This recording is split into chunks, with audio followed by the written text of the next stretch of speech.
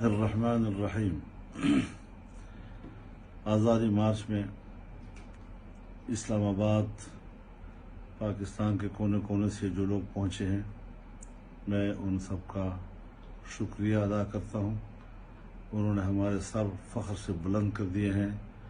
اور باطل کے خلاف ایک مؤثر آواز بلند کی ہے جو اللہ کے دربار میں انشاءاللہ قبول ہوگی۔ جو لوگ کسی بھی وجہ سے رہ گئے ہیں یا ان کو ٹرانسپورٹ نہیں ملی ہے، اب بھی وقت ہے، ہم اسلام آباد میں ہیں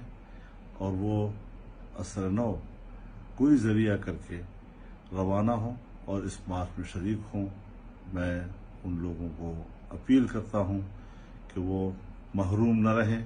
اور اس آزادی مارچ کا جو اس وقت اسلام آباد میں انسانوں کا سمندر بیٹھا ہوا ہے اس پہ شریک ہو جائیں،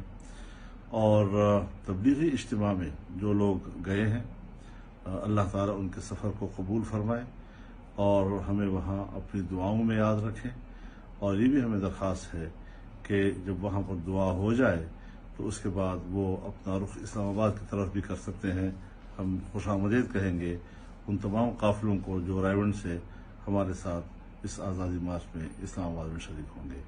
میں دعا گو ہوں کہ اللہ تعالیٰ سب کو اس کلمہ حق کے ادا کرنے کے لیے اور اعلاء کلمت الحق کے لیے اس کاروان میں شریک ہوں اور ثواب دارین حاصل